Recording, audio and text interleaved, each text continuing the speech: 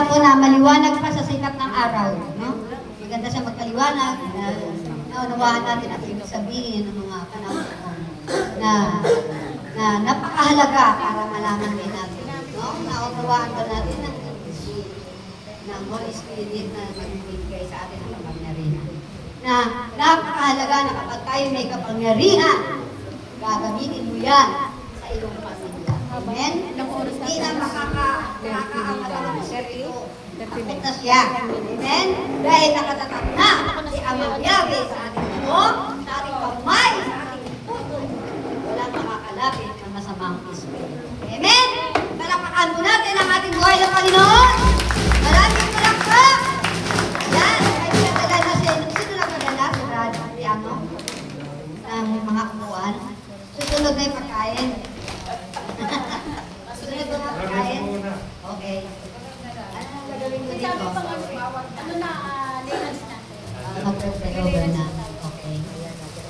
Tawagin ko na po yung mga magnilihans. Dito. Pumunta na po rito sa ating mga kapatid.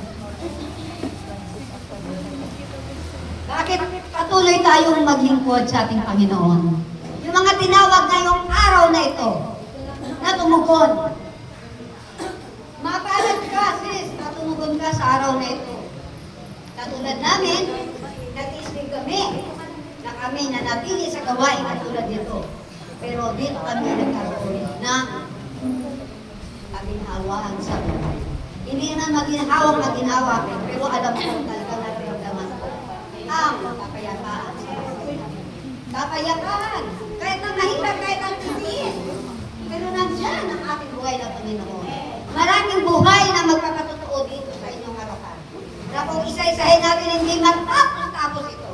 Pero sabi nga natin, kaming tumatayo sa harapan ninyo, pinipilit namin na ibahagi sa inyo kasi kami yung buhay na saksi ng ating buhay na Panginoon. Nangyari sa amin na ito yung sinashare namin sa inyo. Maraming pinakita na himala ang Diyos sa buhay ni Sister Mel. Noong araw pa, mga pray-over na yan.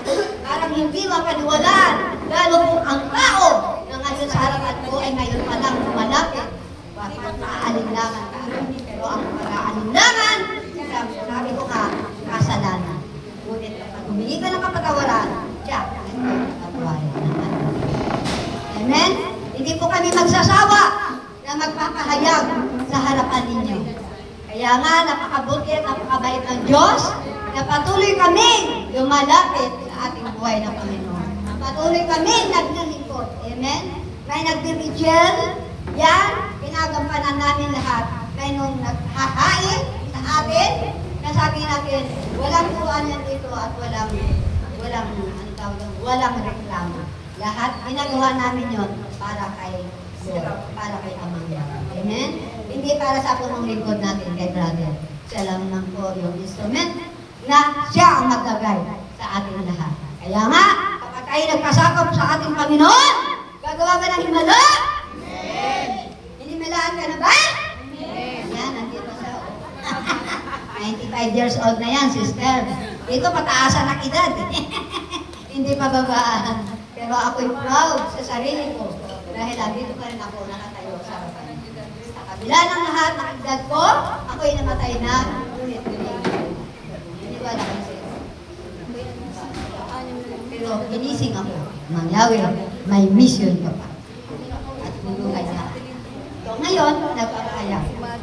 Kahit paano, sabi natin, nakakapahayag pa sa harapan ninyo. Amen? Muli po, palakpakan natin ang malakas ang ating Panginoon. Maraming palakpak! Yan, tandaan natin, maraming palakpak. Kailangan maraming palakpak.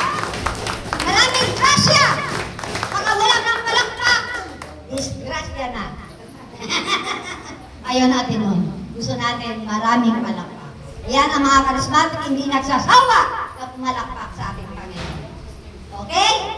Ako po rito, hindi ako, ano lang gagawin ko dito na? Ano na po, mag-layers na po sila. Okay. Ilan sila? 1, 2. Umuwi yung dalawa po. Umuwi na? Hindi na pa alam? Babalik daw po, tatlo ang wala. Ilan Kailangan sila? 1, 2, Tatlo ang wala. 3, 4.